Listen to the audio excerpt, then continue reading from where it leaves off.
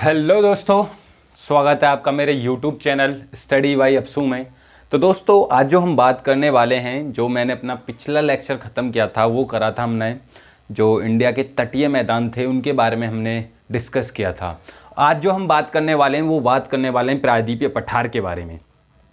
तो प्रायद्वीपीय पठार में हमें जो चीज़ें हैं वो कुछ विभाजित करके समझनी है, जैसे कि हमें सतपुड़ा पर्वत के बारे में समझना, अरावली श्रेणी के बारे में समझना है, और विंध्याचल रेंज के बारे में समझना है, और विंध्याचल के जो पहाड़ियाँ हैं जैसे कैमूर, भारनेर, और साथ ही साथ जो हमारी राजमहल पहाड़ी है, और आगे जो हम जाएंगे तो मेघालय के पठार के बारे में समझेंगे। तो ये सारी की सारी चीज़ें हम कवर करेंगे, ठीक है। किसके बारे में? प्रायद्वीपीय पठार के बारे में पूरा का पूरा डिस्कस करेंगे, ठीक है ना।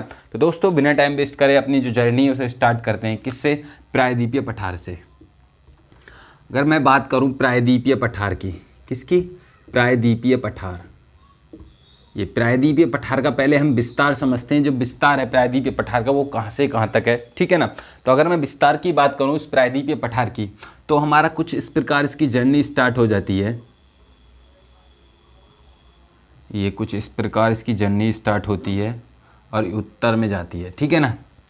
तो यहाँ पर एक पड़ती है रेंज जिसका नाम है अरावली रेंज। क्या? अरावली श्रेणी पड़ती है यहाँ पर एक, ठीक है ना। ये अरावली श्रेणी से कुछ इस प्रकार शुरू होती है और ये यहाँ से विंध्याचल रेंज, भारनेर रेंज, कैमूर और राजमहल पहाड़ी तक कुछ ऐसे जाती है, और ये ऐसे घूमकर ऐसे मिल जाती है। ये जो त्रिकोणीय आकृति दिख रही है ना तुम्हें, 3 कोने वाली, ये सारा का सारा क्या कहलाता है? हमारा प्रायद्वीपीय क्षेत्र कहलाता है। जो प्रायद्वीपीय पठार है, पेनिनसुला प्लेटू है, उसे ही कहते हैं। क्योंकि यहाँ अरावली श्रेणी, इसके जस्ट नीचे आप बात करोगे तो विंध्याचल रेंज आएगी। क्या? विंध्याचल, ठीक है ना। आगे आप बात करोगे तो यहाँ भारनेर पहाड़ी देखने को मिलेगी, इसी का ही भाग है ये, विंध्याचल का ही। फिर हमें कैमूर पहाड़ी देखने को मिलेंगी, इसके किसने? इसके पूरब साइड में कैमूर पहाड़ी। फिर यहाँ हमें राजमहल पहाड़ी देखने को मिलेंगी, राजमहल पहाड़ी, ठीक है ना। और आगे जाएंगे जब यहाँ कुछ इस प्रकार हमें ये मेघालय के पठार देखने को मिलेंगे। हमें क्या? मेघालय पठार, ठीक है। अगर मैं इसके जो एक्सटेंशन है वो पश्चिम से पूर्व की बात करूं, इसका जो एक्सटेंशन है वो पश्चिम से पूर्व, ठीक है। ये पश्चिम से पूर्व इसका एक्सटेंशन है, ये पश्चिम, ठीक है ना। ये पश्चिम से इसका पूर्व एक्सटेंशन है, कहाँ तक? कैमूर की पहाड़ी तक है। ये राजमहल बेसिकली इसका जो विंध्याचल का पार्ट नहीं है ये, ठीक है ना। ये छोटा नागपुर पठार का भाग है, ये जो राजमहल पहाड़ियाँ हैं हमारी।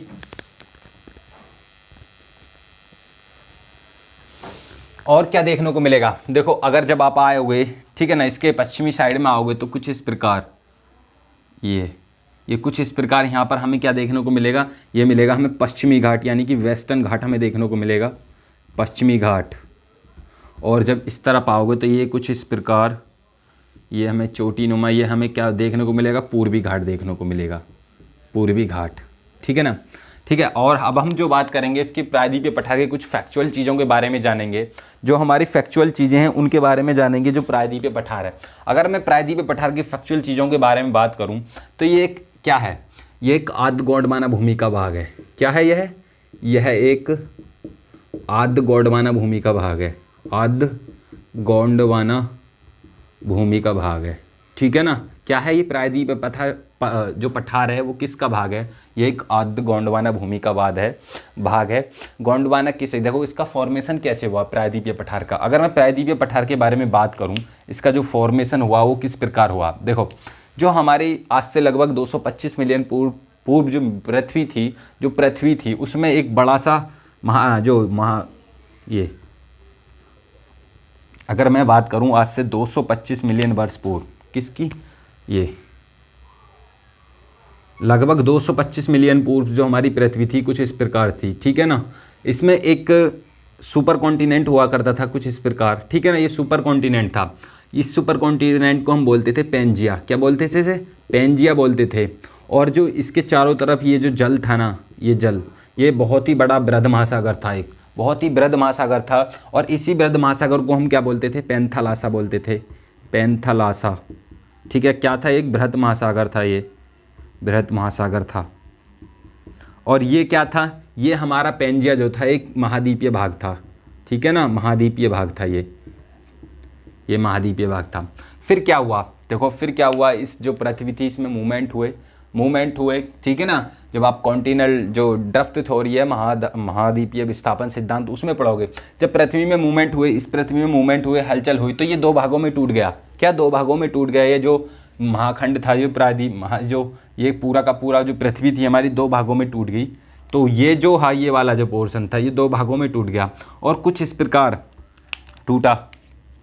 देखो कुछ इस प्रकार ये पृथ्वी में ये जो वाला हिस्सा था, पेंजिया महाद्वीपीय भाग था, जो कॉन्टिनल पार्ट था, ये दो भागों में टूट गया था कुछ इस प्रकार, ठीक है।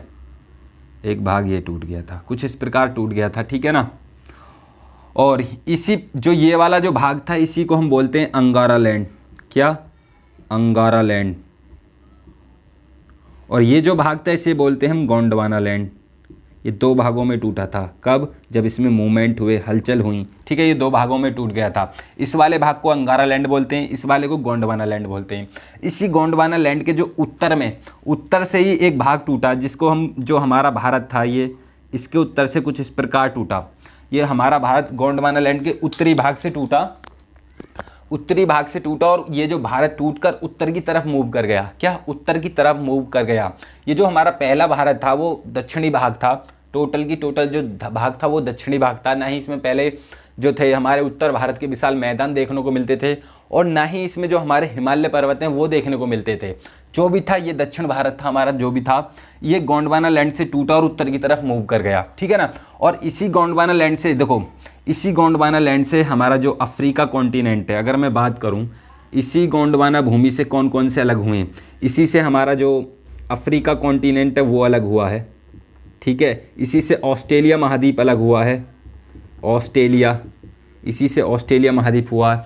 इसी से जो दक्षिण अमेरिका महाद्वीप है वो अलग हुआ है। कौन सा? दक्षिण अमेरिका महाद्वीप। और इसी से मेडागास्कर द्वीप अलग हुआ है। कौन सा? मेडागास्कर द्वीप। मेडागास्कर इसी से अलग हुआ है, ठीक है। अगर मैं और बात करूं, इसी से हमारा अंटार्कटिका, जो अंटार्कटिकान है, इसी से अलग हुआ है। किससे? गोंडवाना भूमि से। अंटार्कटिका, अंटार्कटिका इसी से अलग हुआ है, ठीक है। और इसी से ही हमारा भारत अलग हुआ है, जो है, ठीक है। तो ऐसे भारत, जो हमारा भारत है, जो प्रायद्वीपीय भारत है, उसका फॉर्मेशन हुआ किससे? आद्य गोंडवाना भूमि से। जो आद्य गोंडवाना भूमि है ना, गोंडवाना लैंड है, उसी से भारत का फॉर्मेशन हुआ। जो पहले ही दक्षिण भाग था, ना ही इसमें तुम्हारे जो उत्तर के विशाल मैदान देखने को मिलते थे, ना ही कोई हिमालय पर्वत देखने को मिलता था, ठीक है। तो ये तो जब आप तुम जो प्लेट टेक्टोनिक थ्योरी पढ़ोगे, और उसमें भी आप जब कॉन्टिनेंटल ड्रिफ्ट थ्योरी पढ़ोगे, तो ये सारी की सारी चीज़ें उसमें बताई जाएंगी आपको, ठीक है ना। हालांकि अभी नहीं, ये तो हम प्रायद्वीपीय पठार पढ़ रहे हैं, ठीक है ना। अगर मैं बात करूँगा प्रायद्वीपीय पठार के बारे में, कुछ और फैक्चुअल चीज़ों के बारे में, ये चीज़ आपको समझ में आ गई होगी, इसे रफ कर देता हूँ मैं, ठीक है।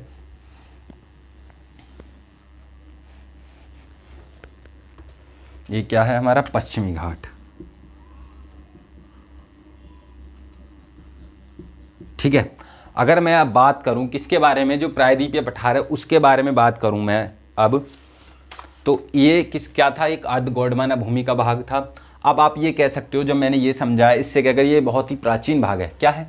ये प्रायद्वीपीय पठार एक बहुत ही सबसे प्राचीनतम भाग है, सबसे प्राचीनतम भाग है, ये सबसे प्राचीनतम भाग है। इनफैक्ट अगर हम बात करें ना इसी प्राचीनतम भाग की, तो ये अरावली श्रेणी, ये अरावली श्रेणी जो है इतनी पुरानी है, इतनी पुराने पर्वत हैं, इनमें कोई, इससे पहले कोई ब्लॉक पर्वत नहीं थे, ठीक है। जो अरावली श्रेणी है ये, ठीक है। मैं बात करूं सबसे प्राचीनतम भाग है। अब इसके जो लंबाई और चौड़ाई की बात करूं, कितनी इसमें डेस्टिनेशन है, ठीक है ना।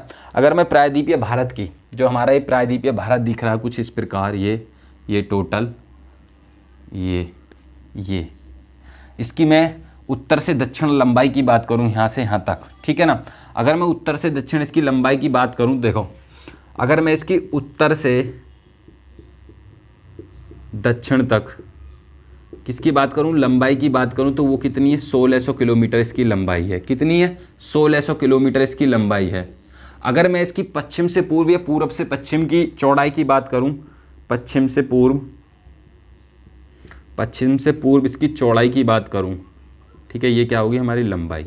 चौड़ाई की बात करूं तो वो 1400 किलोमीटर है, 1400 किलोमीटर है, ठीक है ना। तो हमारा जो प्रायद्वीपीय भारत है उसके उत्तर से जो दक्षिण तक जो लंबाई है उसकी 1600 किलोमीटर है। अगर जो ये प्रायद्वीपीय भाग है हमारा, इसकी पश्चिम से जो पूर्व तक इसकी चौड़ाई है वो 1400 किलोमीटर है। अगर मैं और प्रायद्वीपीय पठार के बारे में बात करूं तो ये बहुत ही सुदृढ़ भाग है। कौन सा? ये बहुत ही सुदृढ़ भाग है। इसमें जो सामान्यतः भूकंप नहीं आते। क्या नहीं आते इसमें? सामान्यतः इस भाग में भूकंप नहीं आते। सामान्यतः इस भाग में भूकंप नहीं आते। भूकंप नहीं आते। हालांकि देखो, सामान्यतः इस भाग में भूकंप नहीं आते। हालांकि जो लातूर और जो हमारे कोयना वाले क्षेत्र हैं इनमें भूकंप आया, जैसा कि हमें वैज्ञानिकों ने बताया है। ठीक है ना। तो देखो कौन कौन सी जगह में लातूर व कोयना जैसी जगहों पर, कोयना में भूकंप देखने को मिला है। भूकंप आया है। भूकंप आया है। ठीक है। तो मैंने बात की थी हमारे प्रायद्वीपीय पठार के बारे में, जिसका एक्सटेंशन मैंने बात किया था वो अरावली पर्वत श्रेणी से पूर्व तक जाता है। पश्चिम से विंध्याचल श्रेणी से शुरू होता है और जो कैमूर पहाड़ी है वहाँ तक जाता है। ठीक है। और ये जो टोटल इसकी लंबाई और चौड़ाई की बात की थी। ठीक है। अब हम जो बात करेंगे इस प्रायद्वीपीय पठार के बारे में, जो विभाजित करके इसमें चीज़ों को समझने वाले हैं। क्या चीज़ों को समझने वाले हैं कि प्रायद्वीपीय पठार में हमें क्या क्या चीज़ें पढ़नी है और किस किस चीज़ों के बारे में हमें डिस्कस करना है। ठीक है। तो आई होप आपको ये सारे का सारा जो थोड़ा सा ओवरव्यू है ये समझ में आया होगा। हम बात करेंगे प्रायद्वीपीय पठार के जो विभाजन है उसमें क्या क्या चीज़ें पढ़ेंगे हम। ठीक है। अगर मैं प्रायद्वीपीय पठार की बात करूं तो इसमें हमें क्या क्या चीज़ें पढ़नी है। हमें इसको विभाजित करके पढ़ना है। ठीक है ना। कुछ चीज़ें ऐसी होती हैं। ठीक है। तो कैसे विभाजित करेंगे? अगर मैं इस प्रायद्वीपीय पठार को विभाजित करूं तो यहाँ हमें देखने को मिलेंगे मध्यवर्ती उच्च भूमि देखने को मिलेगी हमें। यहाँ मध्यवर्ती उच्च भूमि वाले भाग दिखेंगे हमें। ठीक है। जो सेंट्रल हाईलैंड है ना, उनके बारे में बात करेंगे। बेसिकली क्या होते हैं? ये पठारी भाग होते हैं। ठीक है ना। तो इनमें हम क्या पढ़ेंगे? इसी में हम पढ़ेंगे अरावली श्रेणी। क्या? इसमें हम अरावली रेंज की बात करेंगे। ठीक है। इसी में हम किसकी बात करेंगे? इसी में हम मालवा के पठार की बात करेंगे। मालवा पठार के बारे में बात करेंगे। इसी में हम किसकी बात करेंगे? इसी में हम विंध्या रेंज के बारे में बात करेंगे। विंध्याचल श्रेणी के बारे में बात करेंगे। और इसमें किसकी बात करेंगे हम? और साथ ही साथ इसमें हम बात करेंगे बघेलखंड और बुंदेलखंड। ठीक है ना। किसकी बात करेंगे? इसी में हम जो विंध्याचल है इसी में हम बुंदेलखंड ले लेंगे। ठीक है ना। बुंदेलखंड। और इसी में हम जो चौथे नंबर पे बात करेंगे वो बघेलखंड के पठार के बारे में बात करेंगे। बघेलखंड। ठीक है। और क्या है? और जब ये तो मध्यवर्ती उच्च मैदान हो गए। ठीक है। और यहाँ आएगा हमारा दक्कन का पठार। दक्कन पठार। इसमें हम किस किस के बारे में बात करेंगे? अगर इसके बारे में बात करूं तो इसी में हम पढ़ेंगे सतपुड़ा श्रेणी के बारे में। क्या? सतपुड़ा श्रेणी के बारे में। और इसी में हम क्या पढ़ेंगे? महाराष्ट्र का पठार, तेलंगाना का पठार, कर्नाटक का पठार। और साथ ही साथ किसके बारे में पढ़ेंगे? इसी में हम पढ़ेंगे तमिलनाडु के पठार के बारे में। ठीक है ना। इसमें और क्या क्या पढ़ेंगे? इसमें हम महाराष्ट्र का पठार के बारे में पढ़ेंगे।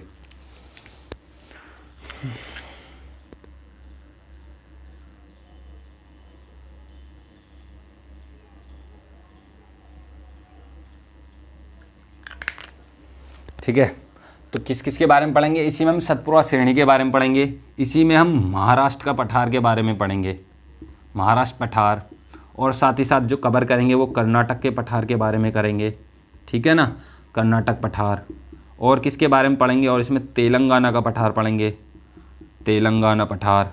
और क्या कवर करेंगे? इसी में हम करेंगे महाराष्ट्र जो तमिलनाडु वाला भाग है, तमिलनाडु पठार के बारे में तमिलनाडु के पठार के बारे में पढ़ेंगे। ठीक है ना। और इसके बाद जो हम बात करेंगे इसमें आ जाएगा पूर्वी पठार। क्या? पूर्वी पठार के बारे में जिक्र करेंगे। ये पूर्वी पठार के बारे में जिक्र करेंगे। तो इसमें क्या पढ़ेंगे? इसी में हम उड़ीसा की उच्च भूमि वाला क्षेत्र पढ़ेंगे। उड़ीसा उच्च भूमि। उड़ीसा उच्च भूमि जिसे महानदी बेसिन बोलते हैं ना, उसके बारे में जिक्र करेंगे। जो महानदी बेसिन है, महानदी बेसिन। एक केजी बेसिन भी बताया था जो कृष्णा और गोदावरी का था। ठीक है ना। महानदी बेसिन के बारे में पढ़ेंगे। और इसी में हम पढ़ेंगे पढ़ेंगे छोटा नागपुर पठार।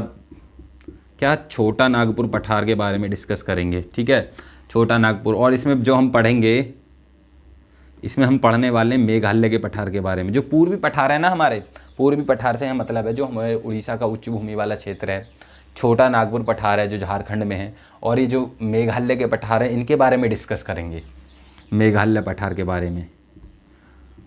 और क्या पढ़ेंगे इसमें, और ही हम साथ ही में वेस्टर्न घाट कवर करेंगे अपना, क्या, पश्चिमी घाट जिसे बोलते हैं वेस्टर्न घाट, पश्चिमी घाट कवर करेंगे। और क्या करेंगे इसमें हम, इसी में हम पूर्वी घाट कवर करेंगे, क्या, पूर्वी घाट कवर करेंगे, ठीक है ना। ये सारी की सारी चीज़ें हम प्रायद्वीपीय पठार में पढ़ने वाले हैं, जो कि एग्जाम रिलेवेंट से बहुत ही ज़्यादा फेमस हैं और इन्हीं को हमें करना है, ठीक है ना। अगर मैं बात करूं किसकी, जो हमारा अरावली श्रेणी है उसके बारे में चलते हैं, हम अपनी चर्चा करते हैं। किसके बारे में, अरावली श्रेणी के बारे में हम अपनी चर्चा करते हैं। देखो अगर मैं अरावली श्रेणी की बात करूं,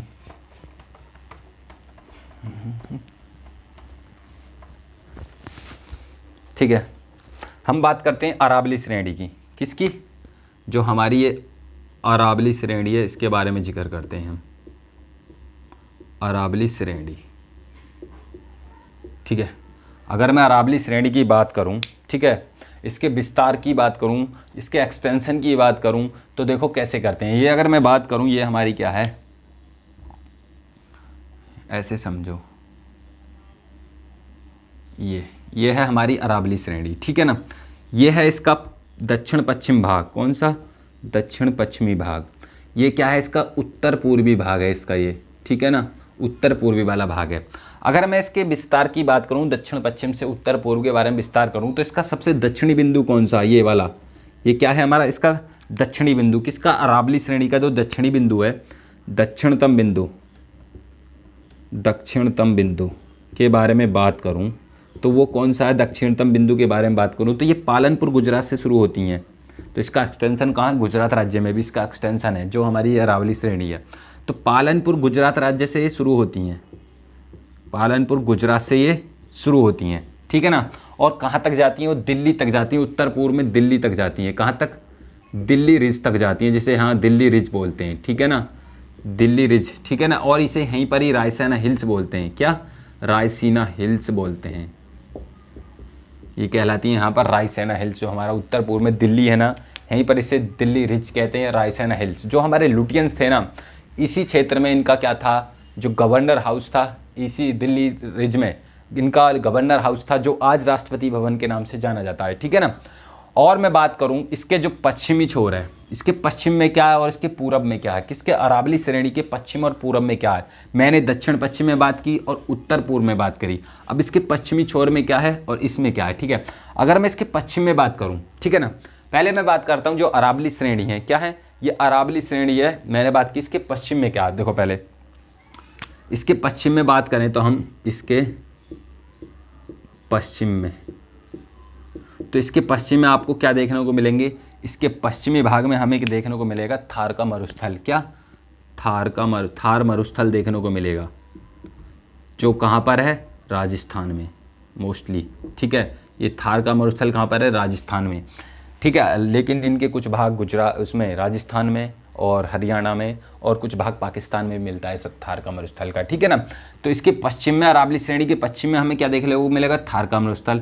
और यहाँ पर हमें क्या मिलेगा, ये जो पूरब है, यहाँ पर हमें मरुस्थल नहीं, यहाँ पर हमें शुष्क प्रदेश देखने को मिलेंगे, जो आर्द्र शुष्क प्रदेश हैं, जिन्हें सेमी एरिड रीजन बोलते हैं। यहाँ पर क्या देखने को मिलेंगे हमें, आर्द्र शुष्क प्रदेश देखने को मिलेंगे, क्या, आर्द्र शुष्क प्रदेश, ठीक है, ये देखने को मिलेंगे। अब बात करते हैं ये आर्द्र शुष्क प्रदेश क्या होते हैं। देखो मैंने जो मरुस्थल की डेफिनेशन आपको बताई थी, किसकी, मरुस्थल की जो डेफिनेशन बताई थी कि ऐसा क्षेत्र जहाँ पर 20 सेंटीमीटर से कम वर्षा हो एनुअली, यानी कि वार्षिकली जो वर्षा 20 सेंटीमीटर से कम हो, उसे हम बोलेंगे मरुस्थल। और ऐसा प्रदेश या ऐसा क्षेत्र जहाँ पर 20 सेंटीमीटर से 50 सेंटीमीटर के बीच वार्षिक वर्षा हो, कहाँ, 20 सेंटीमीटर से 50 सेंटीमीटर के बीच। मैं यहाँ लिख दूँ, यहाँ जो वर्षा होती है वो 20 सेंटीमीटर से 50 सेंटीमीटर तक वर्षा होती है। कब, वार्षिकी, एनुअली, वार्षिक वर्षा जो होती है वो कितनी होती है, 20 सेंटीमीटर से 50 सेंटीमीटर वाले ऐसे क्षेत्र को आर्द्र शुष्क प्रदेश कहते हैं। और जहाँ 20 सेंटीमीटर वार्षिक वर्षा हो उसे क्या बोलते हैं हम, उसे बोलते हैं हम मरुस्थल या मरुस्थल बोलते हैं, ठीक है ना। और अगर मैं बात करूं, अब मैं इसके एक्सटेंशन की यहाँ लिख दूं, या एक्सटेंशन लिख दूं, तो वो कहाँ पर है, दिल्ली में इसका एक्सटेंशन है, ठीक है ना। एक तो दिल्ली में है इसका एक्सटेंशन, विस्तार, अरावली श्रेणी का विस्तार जो कहाँ पर है, दिल्ली में है इसका विस्तार। और कहाँ पर है?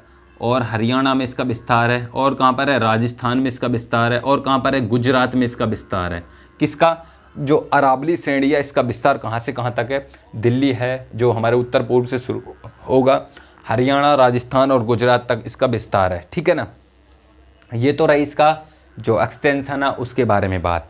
अब मैं बात करूँ ये जो अरावली जो श्रेणी है, ये जो अरावली श्रेणी है विश्व की सबसे प्राचीन बलित पर्वतों में से एक है। क्या? विश्व के सबसे प्राचीन बलित पर्वतों में से एक है। क्या है ये? अरावली जो श्रेणी है विश्व के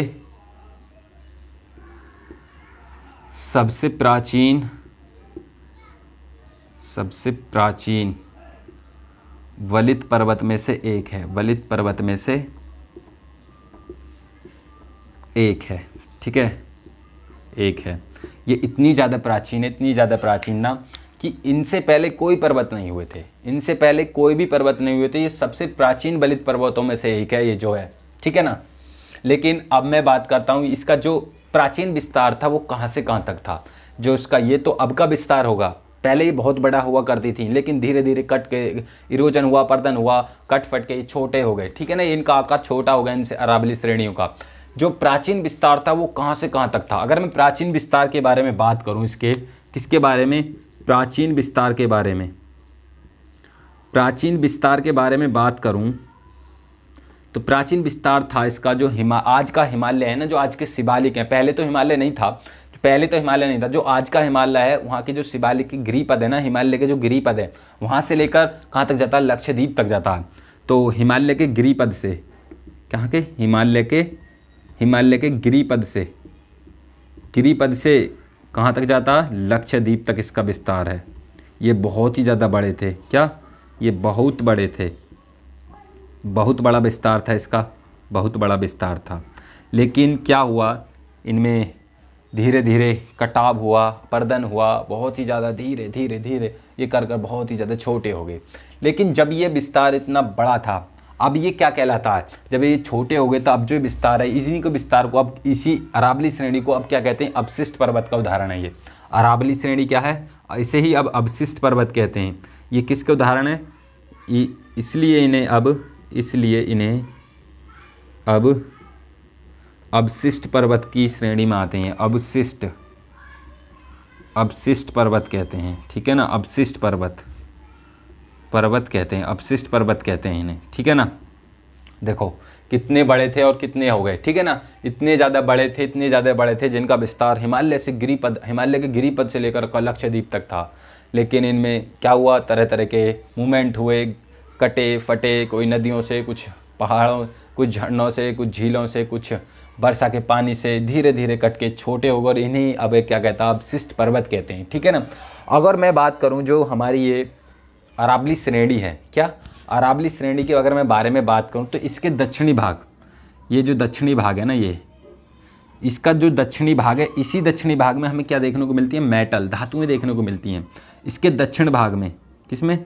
दक्षिणी भाग में क्या मिलती हैं? धातुएं पाई जाती हैं।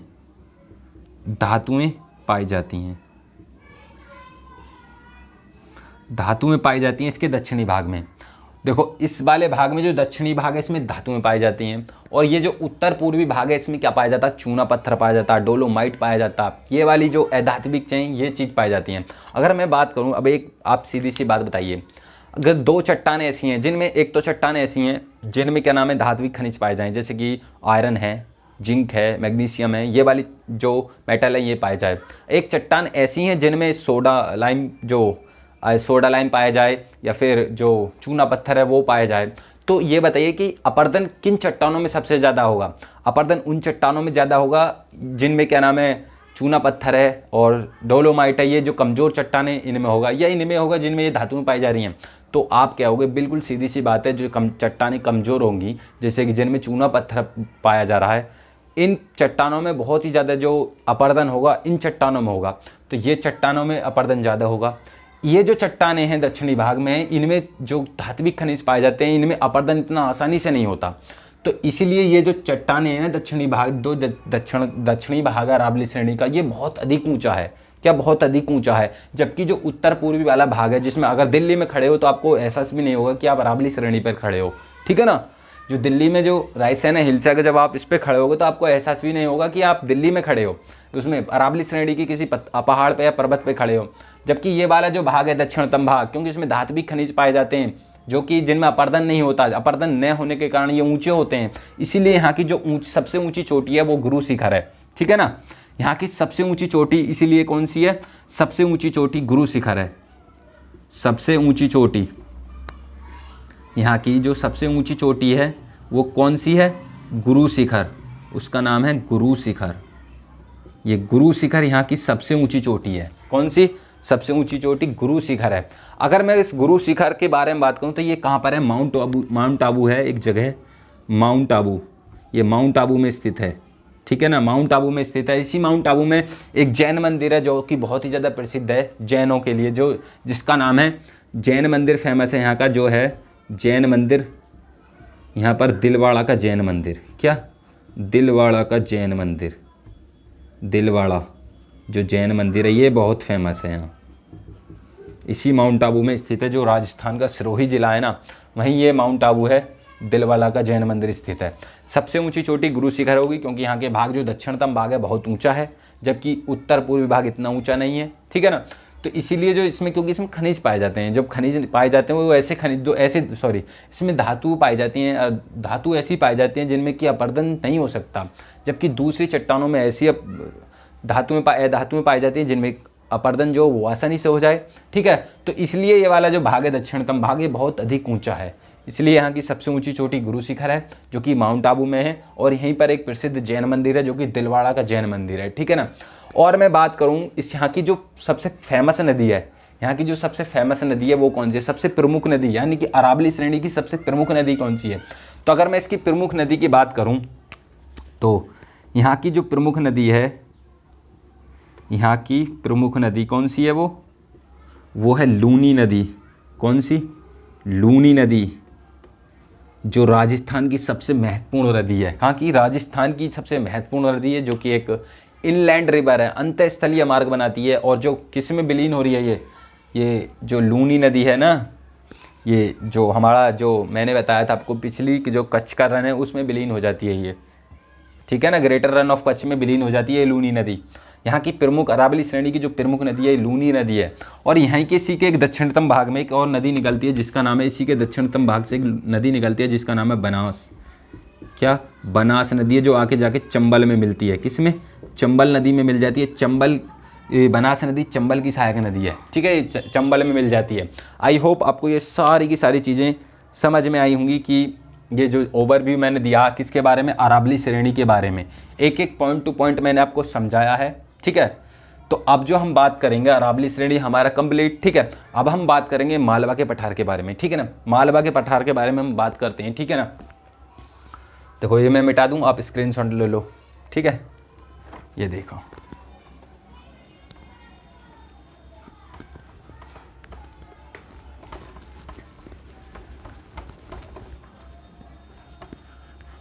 अब मैं बात करता हूं मालवा के पठार के बारे में। किसके बारे में, मालवा के पठार के बारे में बात करता हूं।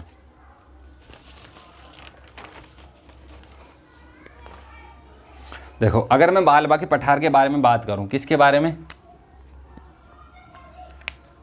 मालवा प्लेट्यू,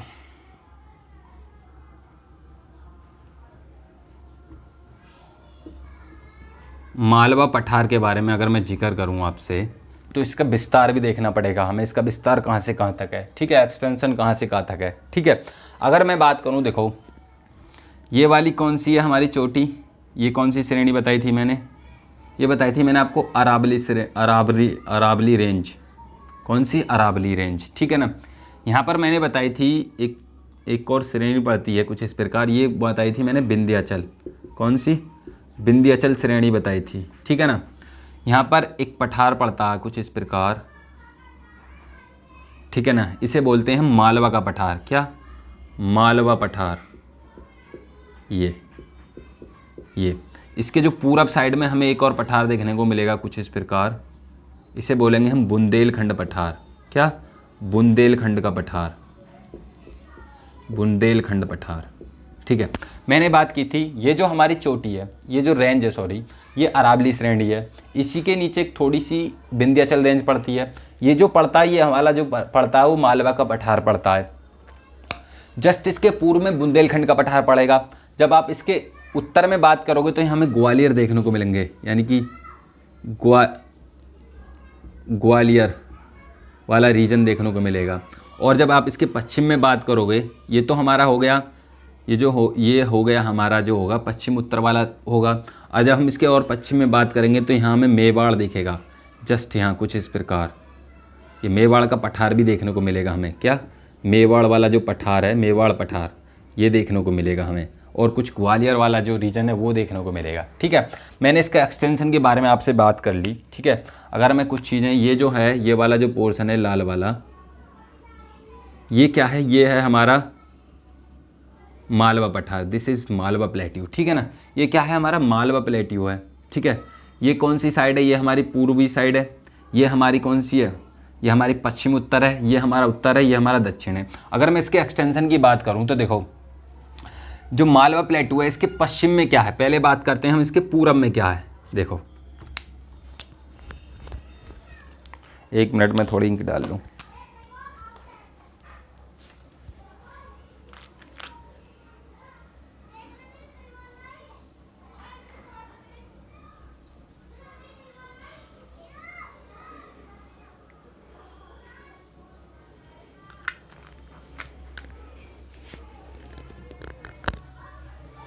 ठीक है, मैंने बात की थी इसके एक्सटेंशन की। ठीक है, ये मैंने आपको बताया मालवा का पठार है। This is Malwa plateau. इसके पूरब में है बुंदेलखंड का पठार।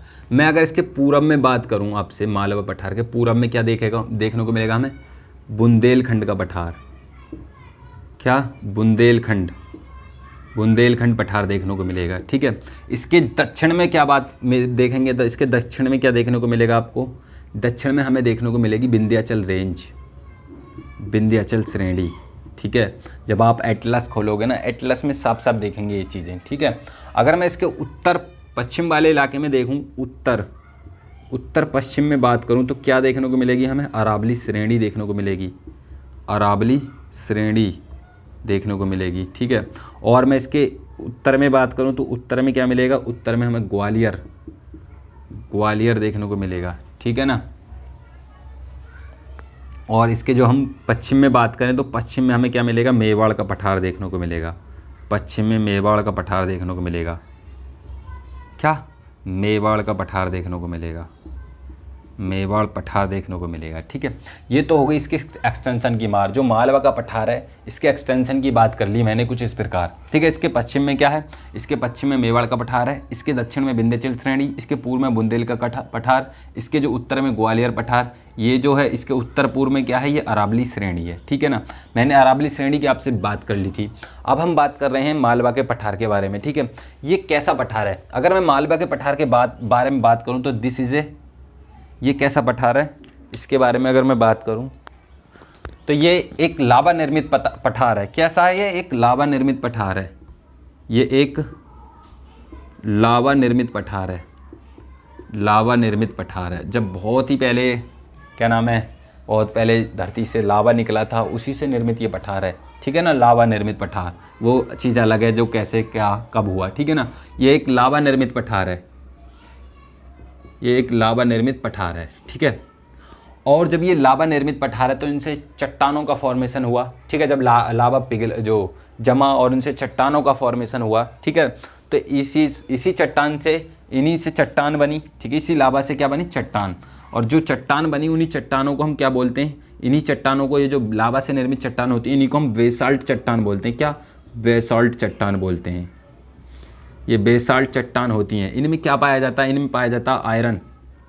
क्या पाया जाता है इनमें, जो लोहा पाया जाता है और प्लस मैग्नीशियम पाया जाता है। इसमें मैग्नीशियम चट्टान पाया जाता है। ठीक है, ये अधिक गाढ़े होते हैं। ठीक है ना, इनका जो रंग होता है इन बेसाल्ट चट्टानों का क्या होता है, इन बेसाल्ट चट्टानों का रंग काला गाढ़ा होता है। क्या, काले गाढ़े रंग की होती हैं ये चट्टानें, काले गाढ़े रंग की चट्टानें होती हैं। ठीक है ना, जब हम बात करें काले गाढ़े रंग की होती हैं, जब इन चट्टानों में क्या होता है, जब इन चट्टानें ये टूटती हैं, जब ये टूटती हैं टूटती हैं, अपर्दन होता है, इनमें टूटने के कारण अपर्दन होता है।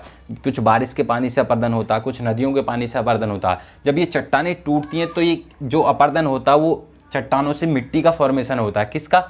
मिट्टी का। इन चट्टानों में अपर्दन होता है, अपर्दन के कारण मिट्टी का फॉर्मेशन होता है, अपर्दन होता है इनमें, ठीक है ना। जिसी अपर्दन से क्या होती है? मिट्टी बनती है, मिट्टी यानी कि मृदा का निर्माण होता है। और जब ये काली चट्टानों से होता है तो इसी मिट्टी को क्या बोलते हैं? काली मिट्टी बोलते हैं। क्या बोलते हैं? काली मिट्टी बोलते हैं। ये काली मिट्टी कहलाती है। अगर बात करें जब काली मिट्टी तो हर कहीं पाई जाती है, जैसे कि हमारे कश्मीर वाले जो कारगिल वाला क्षेत्र है उसी में भी पाई जाती है। लेकिन काली मिट्टी के साथ साथ अगर इसको अच्छी कंडीशन वाली मिट्टी मिल जाए, अच्छी जो चीज़ें हैं, रिक्वायरमेंट हैं जो काली मिट्टी के लिए, जैसे कि वर्षा का पानी है, तापमान है और खनिज और मिनरल्स मिल जाएं, इस काली मिट्टी की अच्छी कंडीशन मिल जाए, तो यही मिट्टी क्या कहलाती है? हमारी कपासी मिट्टी कहलाती है। यही मिट्टी हमारी क्या कहलाती है? कपासी मिट्टी कहलाती है। यही मिट्टी हमारी कपासी मिट्टी कहलाती है। और इसी कपासी मिट्टी को इंडिया में क्या बोलते हैं? उष्णकटिबंधीय चरनोजम। इसी कपासी मिट्टी को इंडिया में बोलते हैं उष्णकटिबंधीय, जो ट्रॉपिकल चरनोजम है वो बोलते हैं। क्या बोलते हैं इसे? उष्णकटिबंधीय चरनोजम बोलते हैं इसे, चरनोजम। ये बहुत ही फेमस है, कहते हैं कपासी मिट्टी, काली मिट्टी, ठीक है ना। मैंने बात की थी मालवा पठार कैसा, ये एक लावा निर्मित पठार है। और अगर मैं बात करूं इस मालवा पठार के बारे में तो ये प्राय एक संप्राय मैदान होते हैं। क्या होते हैं? ये संप्राय मैदान होते हैं, एक ऐसे मैदान होते हैं जिन्हें पैनी प्लेन बोलते हैं, ठीक है ना। ये चीज़ें समझ में आ गई, मैं मिटा दूँ, ठीक है। अगर मैं बात करूं मालवा के पठार के बारे में तो ये कैसे मैदान होते हैं? ये एक संप्राय मैदान होते हैं। कैसे होते हैं? एक संप्राय मैदान होते हैं, ये संप्राय मैदान, जिन्हें पैनी प्लेन बोलते हैं। क्या? पैनी प्लेन।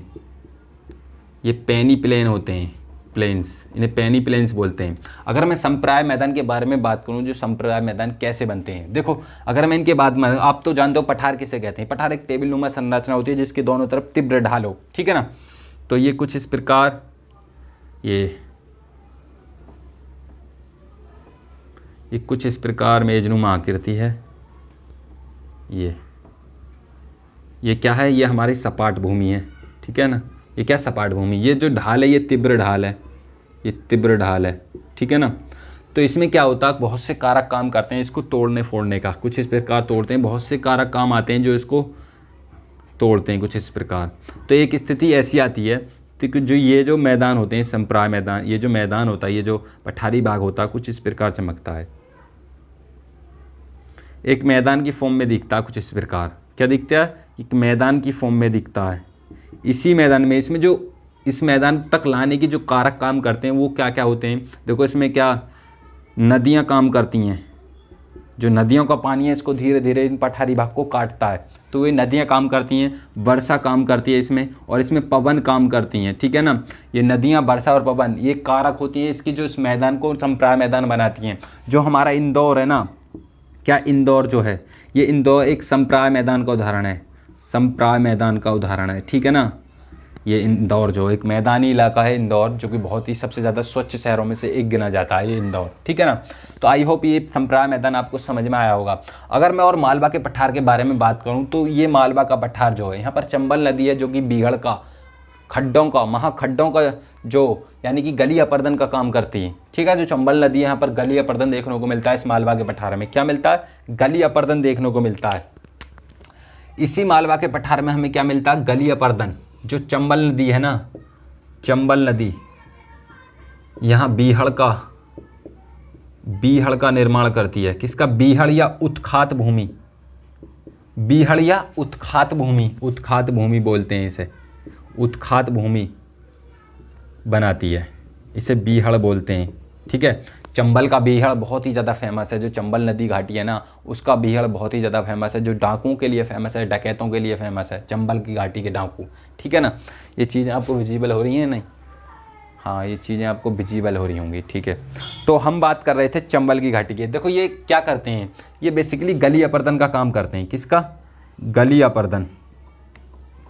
ये गली अपर्दन बनाता है जो मालवा का पठार है। गली अपर्दन देखने को मिलता है। गली अपर्दन क्या होता है? देखो एक गली की आकृति होती है, वो कैसी होती है? देखो ये जो हमारे सपाट मैदान है, इन्हीं से नदियाँ होती हैं। देखो ये जो सपाट मैदान है, इन्हीं से नदियाँ होकर गुजरती हैं कुछ इस प्रकार, ठीक है। ये नदियाँ ऐसी होती हैं कि इनमें बरस भर तो पानी रहता नहीं है, ठीक है। बरस भर पानी नहीं रहता तो क्या होता है, इनमें वर्षा का जब जल आता है तो जो नदियों का जो वाटर फ्लो है ना वो इतना ज़्यादा बढ़ जाता है, जो पानी का लेवल होता है वो बहुत ही ज़्यादा बढ़ जाता है। तो ये पानी जो है कैसे निकलता है, तो ये फिर पानी कुछ कुछ सरिताओं के द्वारा अलग अलग निकलता है। क्या सरिताओं के रूप में चारों तरफ फैलने लगता है, सरिताओं के रूप में निकलना शुरू कर देता है। जब ये सरिताओं के रूप में निकलना शुरू कर देता है तो ये जहाँ जहाँ कर जाता है तो उस भूमि को अनुपजाऊ बनाता चला जाता है। अनुपजाऊ क्योंकि वहाँ से ही निकलता है, पानी में वर्षा होती रही, नदियों में जो वाटर लेवल वो ज़्यादा हुआ और सरिताओं के रूप में निकलता चला गया। जब ये सरिताओं के रूप में निकलना शुरू कर देता है और जहाँ जहाँ कर ये जाता तो एक गली के नुमा आकृति में जाता। जब आप कभी रेतीले काम पानी में पानी डालोगे तो ऐसे गली के टाइप में एक आकृति बना लेता। तो इसकी जो आकृति हो जाती है कुछ इस प्रकार हो जाती है इस गली अपर्दन की। जब ये पानी आया, ठीक है, आकृति कुछ इस प्रकार हो जाती है इनकी, ये कुछ इस प्रकार इनकी आकृति, ऐसे इनकी फॉर्मेशन होता है। ये जो गली अपर्दन होती है इनमें जब ये नदियाँ अपना जाती हैं, यानी कि जो सरिताएँ इसमें अगर जल लेकर जाती हैं, अगर कोई इसमें फसल बोएगा ना, जब इसमें कोई फसल बो देगा तो ये सरिताएँ आएंगी बहा कर ले जाएंगी, तो उस भूमि को अनुपजाऊ कर देते हैं, वेटलैंड बना देते हैं, एक रेतीला इलाका हो जाता है वो, ठीक है ना। तो ये इस प्रकार अपने बीहड़ का निर्माण करती हैं। ये जो क्षेत्र होता है इसी को बीहड़ बोलते हैं या गली अपर्दन बोलते हैं इसी को, ठीक है ना। तो इन्हीं बीहड़ों में क्या छुपते हैं, डाकू छुपते हैं, तो कहते हैं चंबल के डाकू हैं ये, तो इन्हीं अपर्दन है, तो इसी को हम बोलते हैं गली अपर्दन, ठीक है ना। तो मैंने बताया था चंबल नदी जो बीहड़ का निर्माण करती है, ठीक है ना। गली अपर्दन के लिए बहुत ज़्यादा फेमस है चंबल की नदी, उत्खात भूमि बनाती है। आई होप आपको ये मालवा का पठार समझ में आ गया होगा, ठीक है। अब हम बात करेंगे विंध्याचल रेंज के बारे में। किसके बारे में, विंध्याचल श्रेणी के बारे में बात करेंगे। थोड़ा सा टॉपिक और रह गया आपका, ठीक है। अगर मैं विंध्याचल श्रेणी के बारे में बात करूं,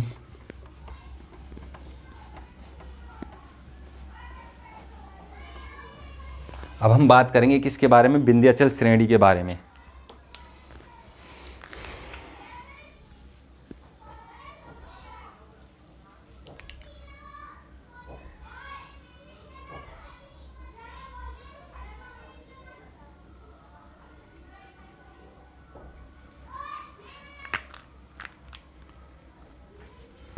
देखो अगर मैं बात करूं विंध्याचल श्रेणी के बारे में, किसके बारे में, विंध्याचल श्रेणी,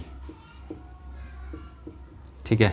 तो मैं इसके विस्तार की बात करता हूँ। इसका विस्तार किन किन पर्वतों से है। देखो अगर मैं इसके विस्तार की बात करूँ तो यहाँ पर पड़ती है विंध्या श्रेणी। कौन सी, विंध्या पर्वत पड़ता है, विंध्याचल, ठीक है। आगे जो हम बात करेंगे तो यहाँ भारनेर पड़ेगा, क्या, भारनेर।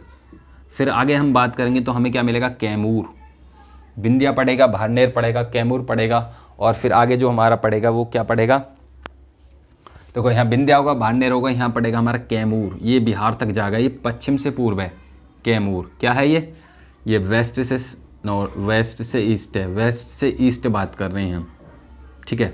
यहाँ कैमूर यानी कि बिहार तक इसका एक्सटेंशन है, यानी कि कुछ भाग है ये बिहार तक एक्सटेंशन है, यूपी में भी है और तुम्हारे मध्य प्रदेश में भी है, इसका एमपी में भी है, ठीक है। तो यहाँ से कुछ यहाँ एक पहाड़ी पड़ती है जिसका नाम है पारसनाथ की पहाड़ी। क्या, पारसनाथ पहाड़ी। ये पारसनाथ पहाड़ी पड़ती है यहाँ पर, जो कि बेसिकली किसका भाग नहीं है, ये विंध्याचल श्रेणी का भाग नहीं है। ये किसका भाग है, ये जो पारसनाथ श्रेणी है, छोटा नागपुर पठार जो है उसका भाग है। ये छोटा नागपुर की सबसे ऊंची चोटी है। किसकी, छोटा नागपुर पठार की सबसे ऊंची चोटी कौन सी है, पारसनाथ। सबसे ऊंची चोटी कौन सी है, पारसनाथ है। तो आपने ये क्यों बताया, देखो मैं इससे जो एक क्वेश्चन है बहुत ही ज़्यादा फेमस है वो बनता है, उसके बारे में बता रहा हूँ। मैपिंग आपको याद होनी चाहिए। देखो यहाँ पारसनाथ श्रेणी है, यहाँ पर एक और चोटी पड़ती है जिसका नाम है अमरकंटक चोटी। क्या नाम है, अमरकंटक। ये भी किसका भाग नहीं है, अमरकंटक की चोटी पड़ती है, ये भी विंध्याचल श्रेणी का भाग नहीं है। तो किसका भाग है, ये मैकाल श्रेणी का भाग है। क्या, मैकाल की सबसे ऊंची चोटी है, मैकाल श्रेणी का भाग है ये, ठीक है। ये किसका भाग है, मैकाल श्रेणी का भाग है। इसी अमरकंटक चोटी से एक नदी का ओरिजिन होता है जिसका नाम है सोन नदी। ये अमरकंटक चोटी का ओरिजिन होता है और सोन नदी इन दोनों के बीचों में अगर गुजर जाती है तो ये कौन सी नदी है, सोन नदी। यहाँ से सोन नदी निकलती है और कैमूर की पहाड़ी और पारसनाथ पहाड़ी के बीच से होकर गुजरती है। तो क्वेश्चन ऐसे आता है, तो ऐसी कौन सी नदी है जो कैमूर की पहाड़ी और पारसनाथ जो पहाड़ी है, उन दोनों की पहाड़ियों के बीच से होकर गुजरती है, तो आप बताओगे सोन नदी है, जो आगे चलकर गंगा में पटना में गंगा में मिल जाती है। कहाँ पर? पटना में, एक गंगा में मिल जाती है। पटना जो बिहार की पटना है उसमें एक गंगा में मिल जाती है सोन नदी, ठीक है। इसके जस्ट विपरीत साइड से एक और नदी निकलती है जिसका नाम है नर्मदा। ये इसके विपरीत साइड से नर्मदा निकलती है, ठीक है ना। ये एक दूसरे के विपरीत निकलती है, हमारे कंटक छोटी से। तो ये नर्मदा तो आगे जाके जो खंबात की खाड़ी है उसमें गिर जाएगी। इसी नर्मदा के बारे में अभी एक और बात बताऊंगा। अभी यहाँ से नर्मदा नदी निकलती है, ठीक है ना। चलो छोड़ो इसे, जब बात करेंगे नर्मदा का ओरिजिन, जब बात करेंगे इसके बारे में, ठीक है। तो ये मैंने बताया विंध्याचल श्रेणी के बारे में, जो विंध्या श्रेणी, आगे भारनेर श्रेणी और कैमूर, ठीक है ना। इसके कैमूर के जस्ट जो दूसरी तरफ है पारसनाथ पहाड़ी है, ठीक है।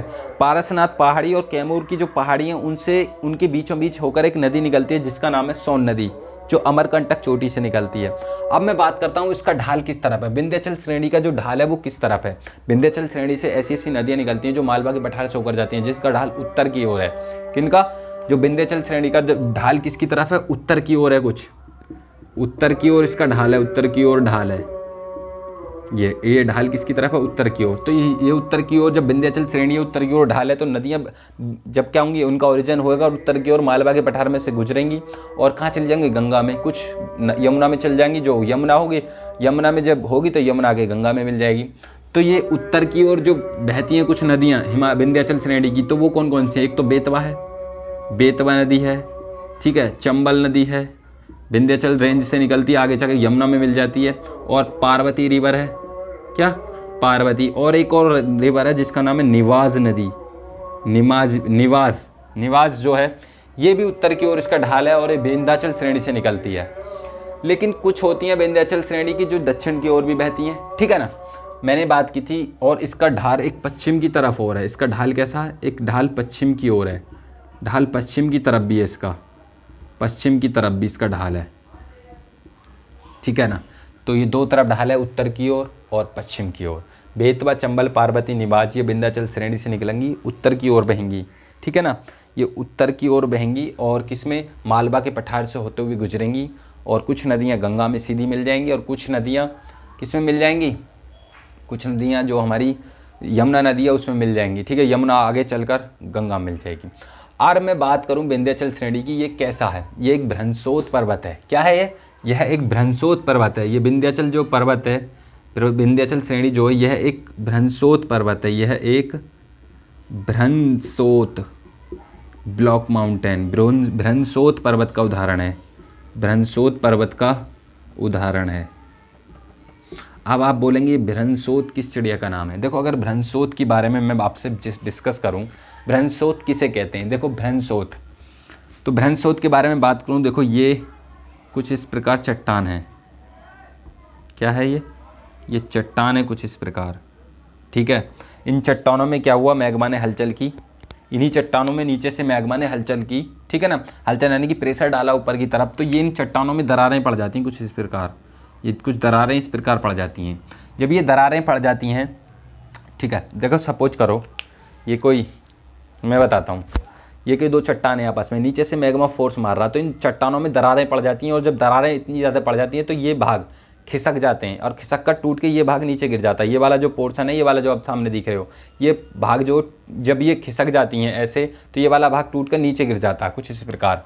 देखो जब इनमें भ्रंशन की प्रक्रिया होती है तो ये वाला जो भाग है ये खिसक जाता है, ये दोनों भाग खिसक जाते हैं कुछ ऐसे ऐसे खिसक जाते हैं, ये खिसक जाते हैं, ठीक है। इसके कारण जब इनमें दरार पड़ती है, फॉल्ट होता है, तो ये वाला जो भाग है, जब ये प्रक्रिया, जब इनमें भ्रंशन की प्रक्रिया देखने को मिलती है, जो फॉल्टिंग होता है वो देखने को मिलती है, जब जो मैग्मा होता है इसमें, जो लावा होता है इसमें फोर्स डालता है और इसमें चट्टानों में दरार पड़ जाती हैं, तो ये दोनों भाग ऐसे खिसक जाते हैं और ये भाग नीचे आ जाता है। तो ये आकृति कुछ इस प्रकार चमकती है। फिर ये आकृति कैसी चमकती है? कुछ इस प्रकार दिखती है।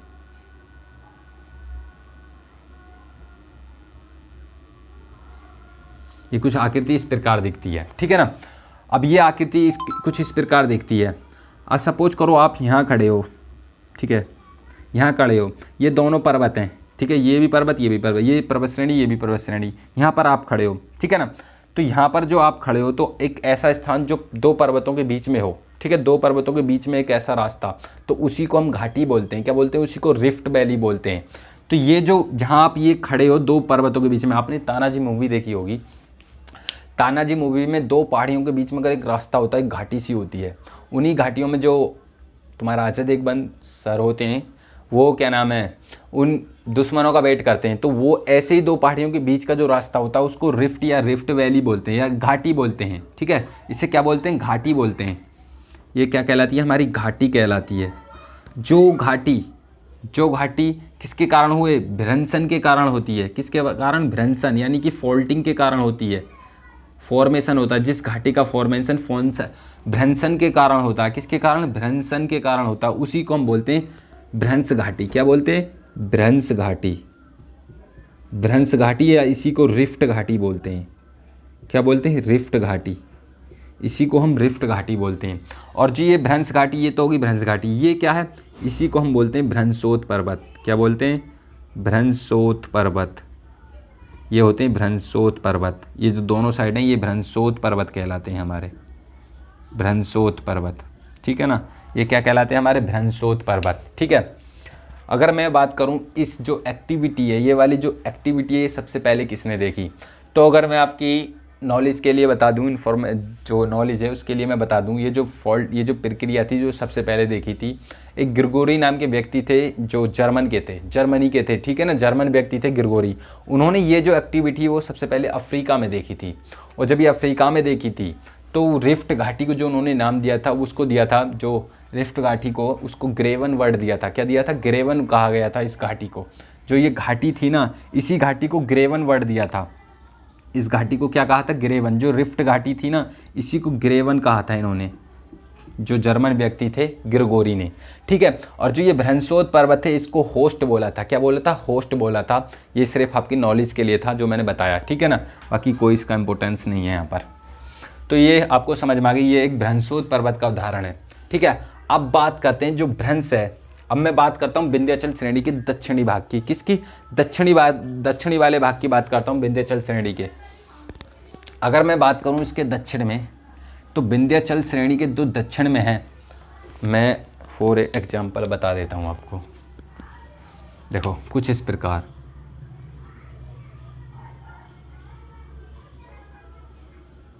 ये क्या होगी हमारी? ये होगी हमारी विंध्याचल। क्या? विंध्याचल, ठीक है ना, ये होगी हमारी विंध्याचल।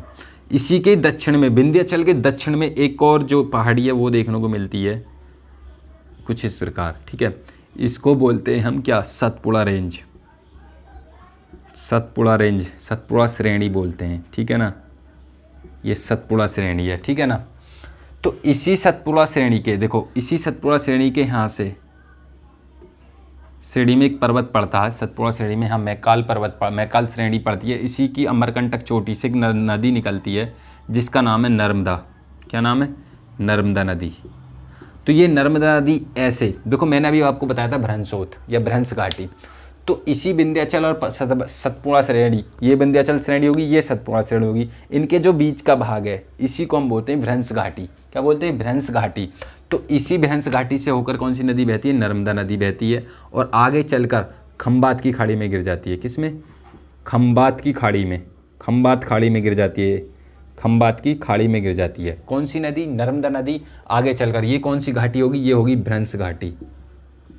भ्रंश घाटी, ये भ्रंश घाटी से होकर बहती है कौन सी? नर्मदा नदी। क्या भारत में नर्मदा नदी भ्रंश घाटी से होकर बहती है? जी नहीं, बिल्कुल भी नहीं। भारत में नर्मदा नदी नहीं, बाकी और भी नदियां जो भ्रंश घाटी से होकर बहती हैं उनका नाम लिखो। तो भारत में बहने वाली, भ्रंश घाटी से बहने वाली नदी, भ्रंश घाटी से बहने वाली नदी, बहने वाली नदी, देखो अगर उनका मैं नाम लिखवाऊँ आपको, भ्रंश घाटी से जो बहती हैं, देखो सबसे पहले बहती है वो जो पहले नंबर पे है, मैंने बताया था नर्मदा नदी। कौन सी? नर्मदा नदी भ्रंश घाटी से बहती है, सॉरी, नर्मदा नदी। और साथ ही साथ ताप्ती या ताप्ती नदी, ठीक है, ये भी भ्रंश घाटी से बहती है। और दामोदर नदी भी भ्रंश घाटी से बहती है। और कौन सी बहती है, और जो होती है माही नदी, आपने सुना हो माही नदी, जो कर्क रेखा को 2 बार काटती है, ठीक है ना, कर्क रेखा को 2 बार काटती है माही नदी। तो ये माही नदी का कुछ भाग आप कह सकते हो, कुछ भाग किससे बहता, भ्रंश घाटी से बहता है, ठीक है। तो मैंने बात की थी विंध्याचल और सतपुड़ा श्रेणी, ठीक है, ये भ्रंश घाटी से होकर बहती है, जो भ्रंश घाटी से बहकर बहती है नर्मदा नदी, इन दोनों के बीच में, ठीक है। और अगर मैं बात करूं विंध्याचल श्रेणी के बारे में, अगर मैं और बात करूं तो ये इसकी जो सबसे ऊंची चोटी है, कौन सी, इसकी जो सबसे ऊंची चोटी है वो सद्भावना चोटी है। कौन सी है सबसे ऊंची चोटी इसकी जो विंध्याचल श्रेणी है, ये ले, ठीक है, इसकी सबसे ऊंची चोटी कौन सी है, सबसे ऊंची चोटी है वो सद्भावना चोटी है, सद्भावना, ये सद्भावना चोटी इसकी सबसे ऊंची चोटी है, ठीक है। जैसे मैंने अरावली श्रेणी की सबसे ऊंची चोटी क्या बताई थी आपको, जो अरावली श्रेणी की सबसे ऊंची चोटी थी वो गुरु शिखर थी माउंट आबू में, ठीक है ना। तो इसकी सबसे ऊंची चोटी कौन सी है, सद्भावना चोटी। अब इसके मैं विस्तार के बारे में, ये तो मैंने हो गया जो पहाड़ी के रूप में इसका विस्तार होगा, कहाँ से, पश्चिम से पूर्व में, ठीक है। मैं बात करूँ इसकी विंध्याचल श्रेणी कहाँ से शुरू होती है। अगर मैं विंध्याचल श्रेणी के विस्तार की बात करूँ तो विस्तार इसका मैं बात करूँ तो वो एमपी से शुरू होता है। कहाँ से, एमपी से शुरू होता है। ये एमपी से थोड़ा यूपी में जाती है, फिर बिहार में, ठीक है ना। इसका विस्तार ये एमपी, यूपी और बिहार में इसका विस्तार है। किसका, जो बिहार इसका पूर्वी भाग है और एमपी इसका क्या है, पश्चिमी भाग है, ठीक है ना। बिहार क्या है इसका पूर्वी भाग है, ये पूर्वी भाग है बिहार तक इसका। और ये क्या है, इसका जो बेस्ट वाला पार्ट है ये है, ठीक है ना। एमपी, यूपी, बिहार पूर्वी भाग विंध्याचल श्रेणी का भाग है, ठीक है ना। आई होप आपको ये विजिबल हो रहा हो, ठीक है, विजिबल हो रहा है आपको। और मैं बात करूं जो ये श्रेणी है विंध्याचल श्रेणी में हमें चूना पत्थर देखने को मिलता है, काफ़ी मात्रा में तो नहीं, लेकिन चूना पत्थर बहुत देखने को मिलता है यहाँ पर। क्या, इसी श्रेणी में हमें क्या मिलता है, चूना पत्थर, जो लाइमस्टोन होता है वो देखने को मिलता है यहाँ पर। ये हमें क्या, चूना पत्थर भी मिलता है इस श्रेणी में, ठीक है ना। क्या मिलता है, चूना पत्थर भी यहाँ देखने को मिलता है। और मैं अगर इसके बारे में बात करूँ तो यहाँ में एक जलप्रपात पड़ता है जो कि बहुत ही ज़्यादा फेमस है। यहाँ पर एक वाटरफॉल देखने को मिलता है जो कि चंबल नदी पर है। कहाँ, एमपी के जबलपुर में है, ठीक है। यहीं पर क्या पड़ता है, विंध्याचल श्रेणी में हमें क्या देखने को मिलता है, धुआंधार जलप्रपात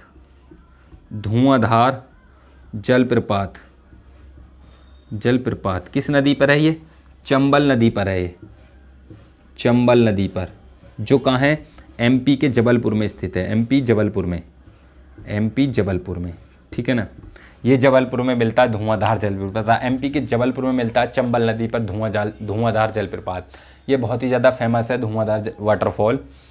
तो आई होप आपको ये विंध्याचल रेंज समझ में आई होगी, ठीक है। तो मैंने ये 3 चीज़ें आपको आज कवर करवाई हैं। पहली अरावली श्रेणी, दूसरी मालवा का पठार, तीसरी ये विंध्याचल श्रेणी के बारे में डिस्कस करा। आगे जो हम डिस्कस करने वाले हैं वो करेंगे सतपुड़ा श्रेणी, बुंदेलखंड, इनके बारे में डिस्कस करेंगे, ठीक है ना। तो वीडियो काफ़ी लंबी हो जाती है, इसलिए मैं वीडियो को कम ही, इसकी जो रेंज होती है वो कम ही रखता हूँ, ठीक है ना।